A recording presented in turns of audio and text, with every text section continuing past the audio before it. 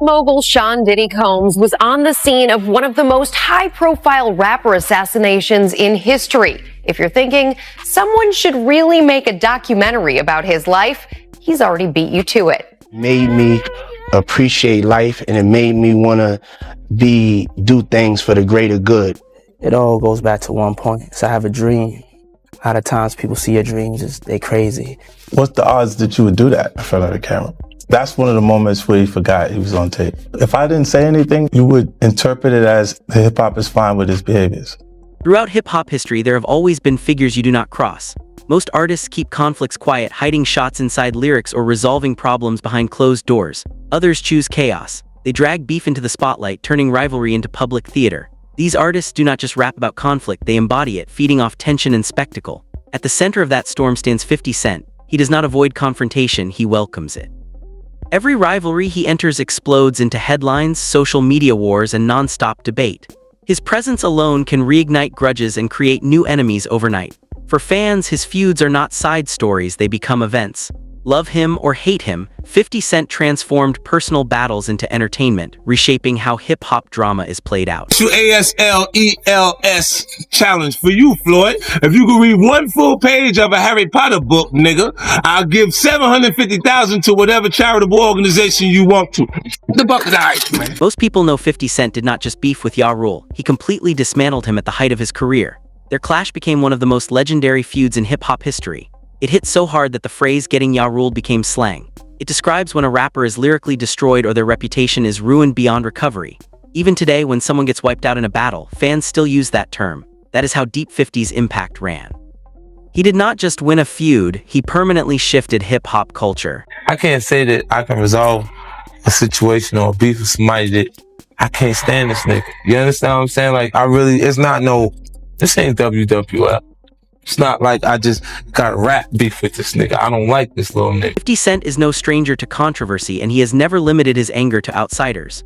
When his relationship with his son, Marquise Jackson, collapsed, 50 took the conflict public. He openly mocked him, calling him a crybaby and accusing him of chasing money. Fans were stunned because most celebrities protect family matters at all costs. But 50 did the opposite, turning personal pain into headlines. It proved that when he feels betrayed, no one is protected, not even his own family or bloodline. I know what it feels like to have nothing, all right? And have to rebuild my life over with $6,700 a month. He's been trained to believe what you seen him say in that interview when I said that he's entitled.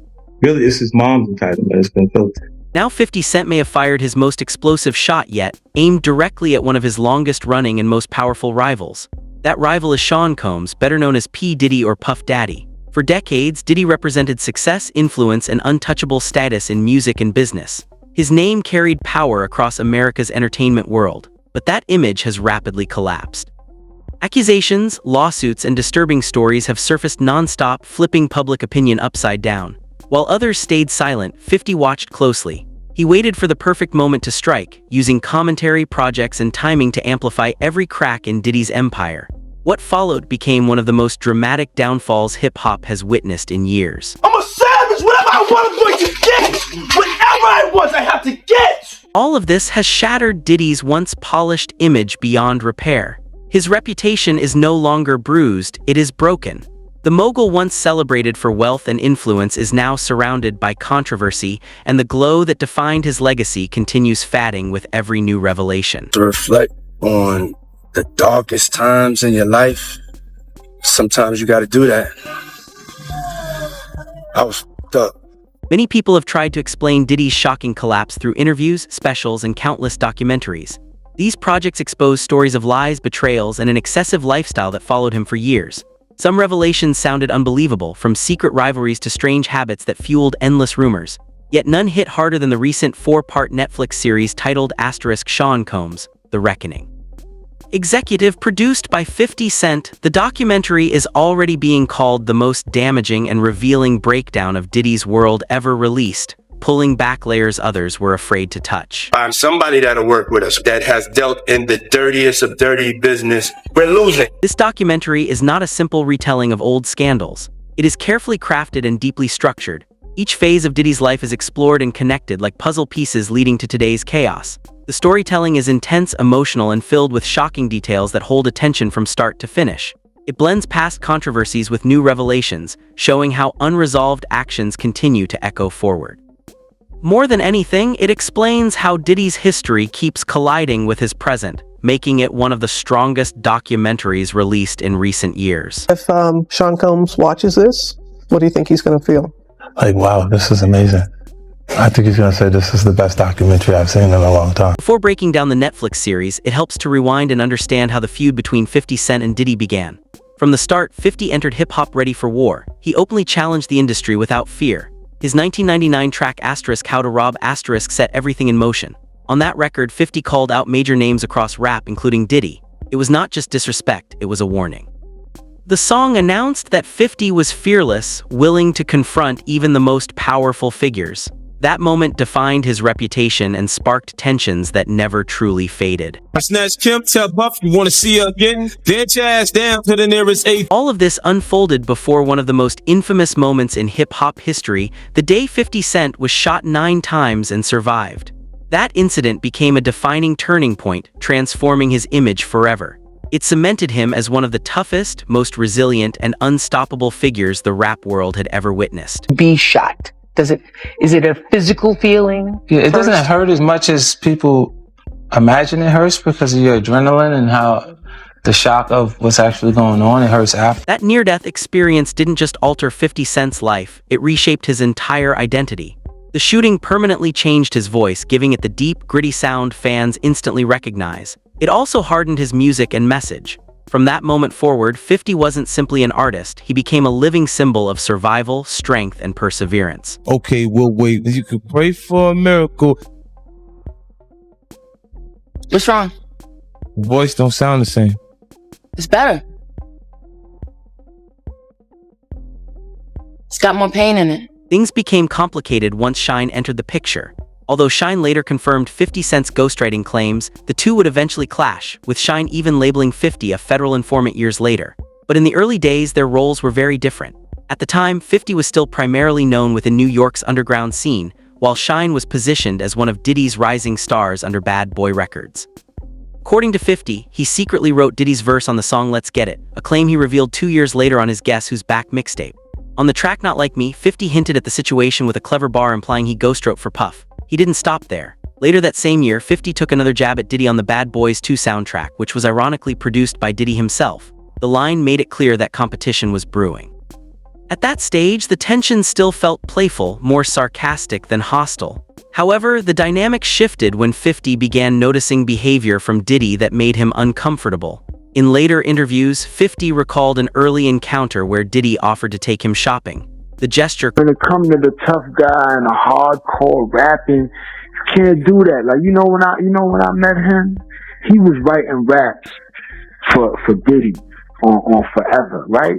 And this is after he got poked up. This is after Gotti and them poked him up in the Hit Factory, and he ran to the cops, and he got an order of protection. And he was walking around with the police. NYPD was holding him down. Swear to God, he was in Daddy's house, in the lounge, and he had security. And Later on, 50 joked that he viewed the situation as Diddy testing boundaries. He described it as Puff trying to see how far he could go, using a metaphor about dipping toes into baby oil. The comment was meant to suggest curiosity mixed with discomfort. That strange moment became another story fans clung to, adding fuel to the mystery surrounding Diddy's behavior and intentions. He said something to me one time, a long time ago, at Chris Lighty's wedding. He told me he'd take me shopping. I looked at him like, what'd you just say? Let me move, man, before I do something. You're gonna make me mess up the wedding. Oh, that's a nice gesture. Let me get out. No, dude, you take me. That's what a guy says to a girl. As 50's comments gained traction, Diddy finally responded. Staying true to his confident persona, he brushed everything off with humor and swagger. He acted unbothered, as if the situation wasn't worth serious attention. But instead of ending the conversation, his response only deepened curiosity and kept the tension alive. Why don't we go shopping or some shit? I mean, I pay for it. And I was like, what the fuck this nigga just say? I got the fuck away from him because I was like, this nigga just tell me he'd take me shopping. Well, there's a little fruit pile.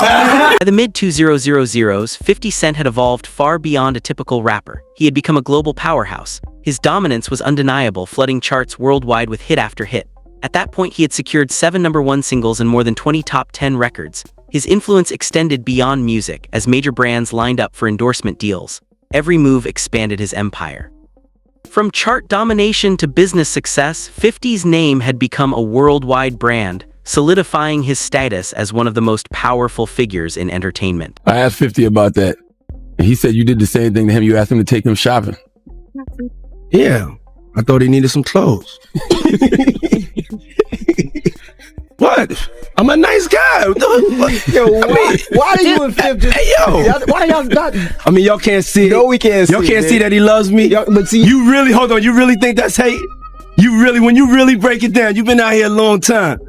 You know he loves me. I don't think he like it. Because P. Diddy be wanting the body, and you gotta tell him no. It was clear that 50 Cent was built differently from most artists in the industry. While many rappers focused only on music, 50 approached everything with a calculated business mindset. That mentality set him apart, rivaled only by artists like Eminem. He launched his own label, created a successful clothing line, and made strategic investments that paid off massively. 50 even secured major stock holdings in multiple companies. He wasn't just earning money from hit songs. He was building a lasting empire, proving he was owning the game, not just playing it. Curtis Jackson again. You guys know, without a doubt, I promote vitamin water the best. Vitamin water! None of those other guys would do that. At one point, it seemed like 50 Cent possessed everything Diddy had always chased. He had fame, influence, and respect both in the streets and the spotlight. Women viewed him as a major sex symbol, while the streets respected him as authentic. That rare mix of toughness and charisma made him unstoppable. He could dominate charts without losing credibility. For someone like Diddy, who spent years trying to control both worlds, watching 50 pull it off so naturally had to sting. So you bought the company? No, so I ended up having about almost 10% of it. And it was sold to Coca-Cola for you made $100 million? Well, 4.1 billion, they actually sold the company. Watching the documentary now, it becomes clear why Diddy may have felt envy toward 50 Cent. Even as a powerful mogul, Diddy lacked something 50 had effortlessly: presence. When 50 entered a room, attention followed instantly. His energy commanded respect without words. Diddy had wealth and fame, but 50 carried raw street authority blended with global influence. That magnetic aura couldn't be bought or manufactured. It's easy to understand how that imbalance could create tension and quietly fuel resentment behind the scenes. Got a thing with wanting to be one, but not positioned to be one street-wise, but positioned to be one industry-wise. And they call that a paper gangster. From being an intern to being on the cover of the Rolling Stone. There you are in your underwear. Look at that. By 2005, 50 Cent had fully established himself as a heavyweight in the music industry. His influence extended beyond personal success, as artists from all backgrounds wanted to sign with G-Unit Records. Appearing on The Howard Stern Show, 50 shared a shocking story involving rapper Mase. According to him, Mase was prepared to join G-Unit, but negotiations collapsed when Diddy intervened. Diddy allegedly demanded $2 million to release Mase from his Bad Boy contract. The steep price instantly killed the deal. That incident became another flashpoint, adding fuel to the growing rivalry between 50 and Diddy. 50 Cent, Lloyd Banks, and Young Buck, otherwise known as G-Unit in the house. Give it up, y'all. Yeah, what's up? Oh. After the Mase situation, the feud escalated dramatically. The gloves came off. 50 Cent began making one of the boldest accusations in hip-hop history, publicly linking Diddy to the murder of the notorious B.I.G. The claim shocked the culture and sent waves through the industry. What made it even more unsettling was information suggesting Diddy and Biggie's relationship wasn't as close as it appeared. Publicly, they seemed inseparable, but privately, cracks existed. 50's statements poured gasoline on an already sensitive subject, pushing the feud into darker, deeply personal territory. What about this Sean P. Diddy Combs? You had a feud with him, but you made up, right? Yeah, me and Puff, had issues over the Mase project. He had given him the go-ahead to go find a new opportunity. And when Mase first came to me, he didn't actually have the material that I was excited about, but I let him come with me on a tour. And he created some material that I was excited about. And when we came back with me and Puff to try and make the deal, he was being unreasonable. Wow. I think he felt like Mase was like the last piece to his legacy, considering Biggie's not there and the Locks is gone. And I never got paid what I was worth, and I never got the respect I was worth. So the disdain that I got for Puff is more like, you trying to keep me here, nigga. I'm not here. All my peers is up here. All my peers are bosses. When it's time, just like somebody raise somebody up, you know they did work with you, they go from your little man to maybe A&R to something else. He just kept trying to keep me right here, like he didn't want me to grow at anything. Now, you called Puff Daddy a soft nigga in one of your songs, N-I-G-G-A, in one of your songs, but you're sorry you did that now, huh? Well, I'm not sorry because I meant it when I said. In 2006, 50 Cent released The Bomb, proving once again he wasn't afraid to provoke controversy. The track carried his signature aggression, sharp lyrics, and commanding energy.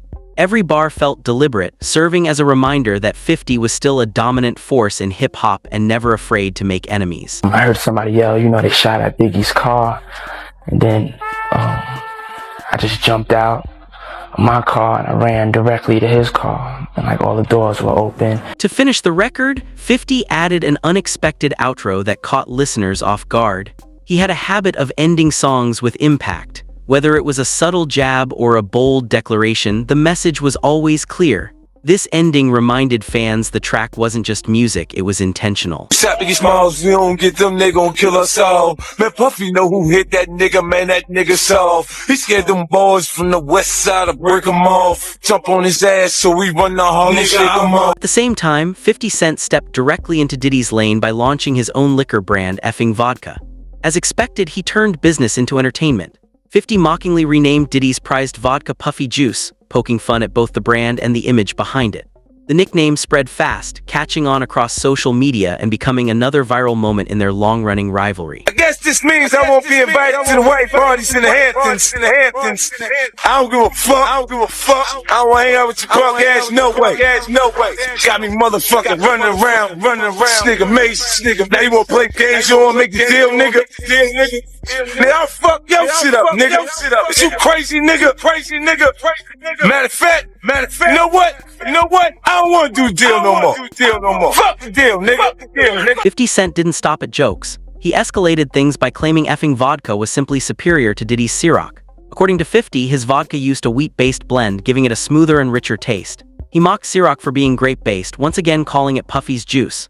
It was classic 50, turning a serious business competition into another entertaining chapter of his ongoing feud with Diddy. Attaboy, great shot. Ciroc Ultra Premium, perfectly smooth. With the music clashes, business rivalries, and even the strange shopping stories covered, many believe the real reason 50 Cent keeps pressing Diddy is deeply personal. In recent years, Daphne Joy, whose real name is Daphne Narvaez, became central to the tension.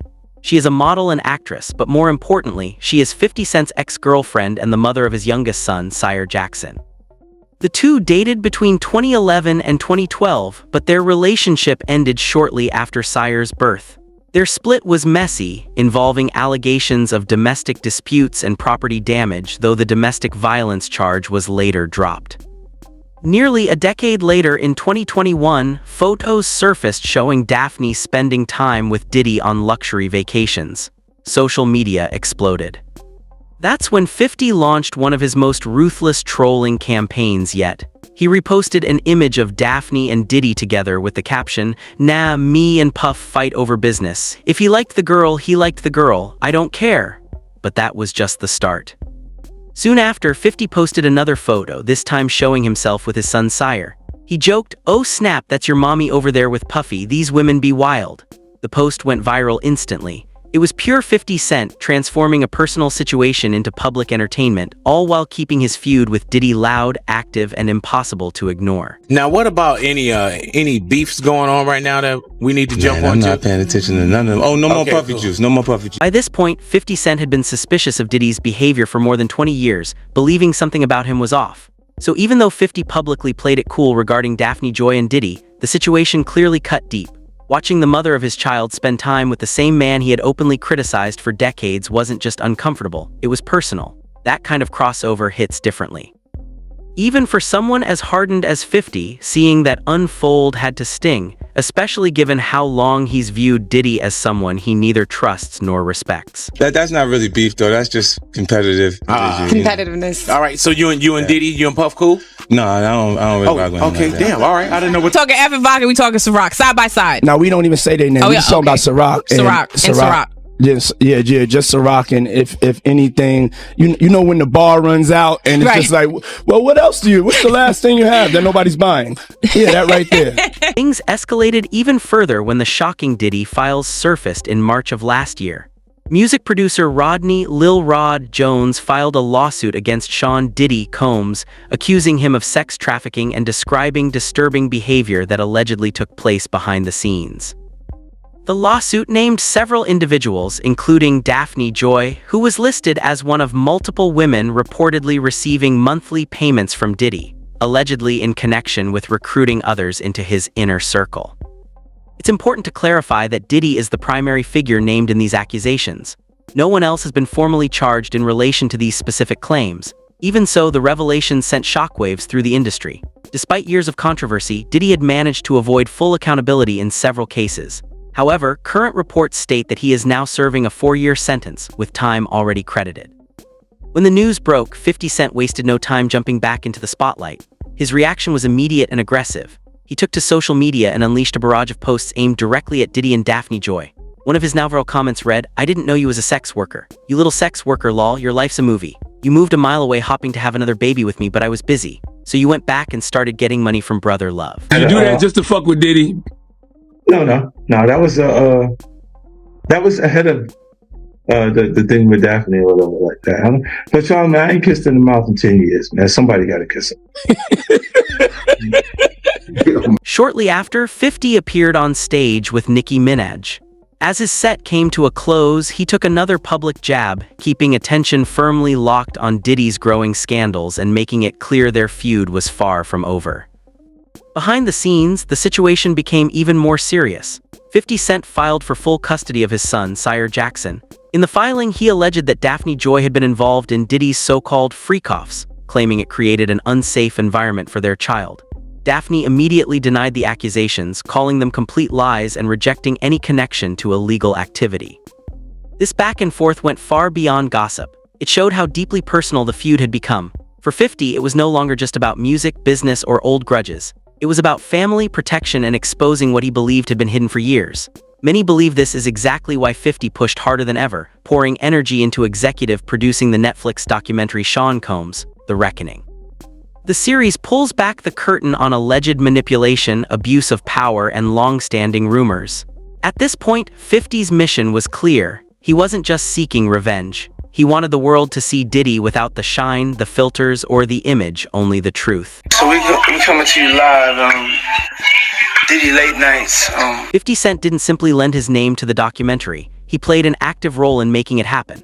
Behind the scenes, he helped connect producers with insiders who had remained silent for years. Many feared retaliation or career damage if they spoke openly about Diddy's world. With 50 Cent publicly backing the project, those sources felt protected. His involvement gave the documentary credibility and weight. It signaled that this wasn't gossip or rumor, but a serious attempt to expose long-hidden truths. I love you back. And you,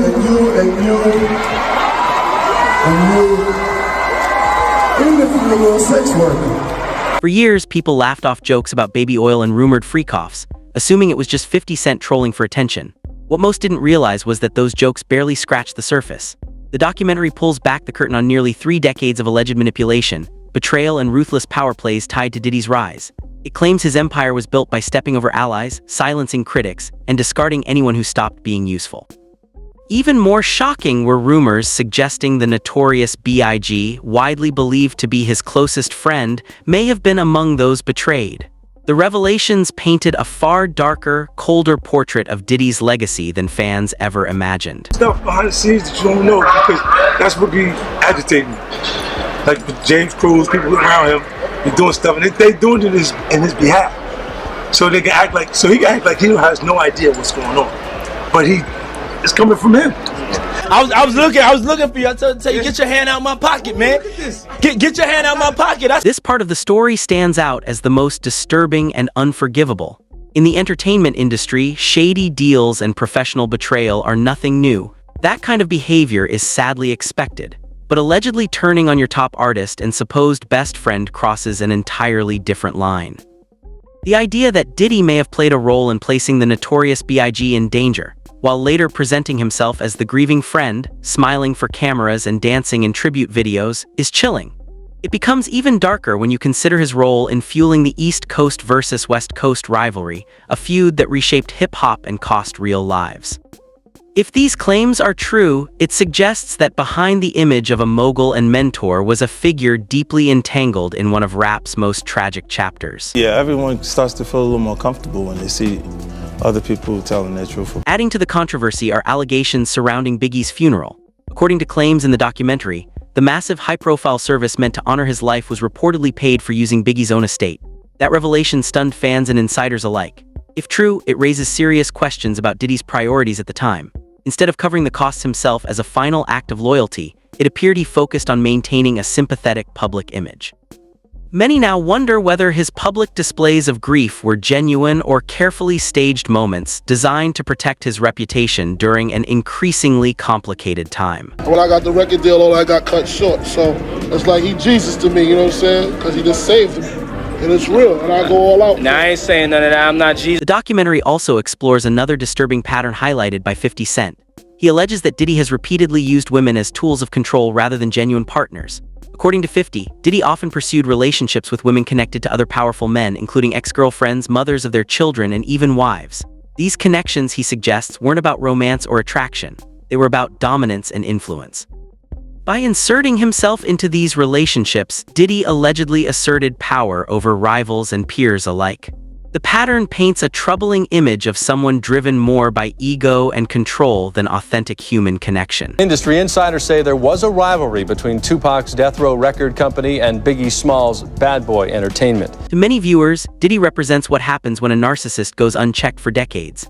The documentary captures this transformation clearly. Surrounded by wealth, power, and constant validation, he allegedly began to view himself as untouchable. One particularly shocking moment shows him comparing himself to Jesus Christ, implying his struggles were on a similar level. That comparison stunned audiences. It wasn't just arrogance, it suggested a deep belief that he existed above consequences. That mindset helps explain the long trail of chaos, controversy, and destruction now surrounding his name and legacy. Fans are buying out Notorious B.I.G. or Big CDs as much as they can get them. In fact, another one is expected out later this month, but there is only one of his CDs left here. It made me appreciate life, and it made me want to do things for the greater good. How do you carry on this legacy? I wanted to make sure that this dream meant something at the end of the day. Diddy's confidence, or perhaps arrogance, reached astonishing levels before his trial. According to the documentary, he recorded himself during those days, fully convinced he would walk free. He allegedly planned to edit the footage into his own victory story, a personal narrative proving his innocence to the world. The goal was to return to the spotlight triumphant, saying, "I told you so." Instead of preparing for accountability, he was already scripting his comeback. That decision revealed how deeply he believed in his untouchable image. When events didn't unfold as expected, those recordings became haunting evidence of an ego completely disconnected from reality. To date people who he knows previously dated someone. He has a baby by a woman that was dating Tupac. Wow. To add to it, but we had to cut it down so he could. For time. What was supposed to be Diddy's redemption arc turned into the total collapse of his public image. Rather than a comeback, it became a reckoning. Shockingly, Netflix obtained the very footage Diddy recorded for his own defense, though how remains unclear. Once released, the impact was immediate and brutal. Viewers saw a man who appeared cold, detached, and disturbingly self-focused. The documentary didn't just criticize his decisions, it portrayed him as someone who may have spent decades building power through manipulation and control. Instead of restoring his legacy, the footage exposed cracks that could never be repaired. Witnessing Jesus walking on water, you know what I'm saying? Or Jesus having a breakthrough, you know what I'm saying? Because I can only compare myself to the Son of God. The documentary captures this transformation clearly. Surrounded by wealth, power, and constant validation, he allegedly began to view himself as untouchable. One particularly shocking moment shows him comparing himself to Jesus Christ, implying his struggles were on a similar level. That comparison stunned audiences. It wasn't just arrogance, it suggested a deep belief that he existed above consequences.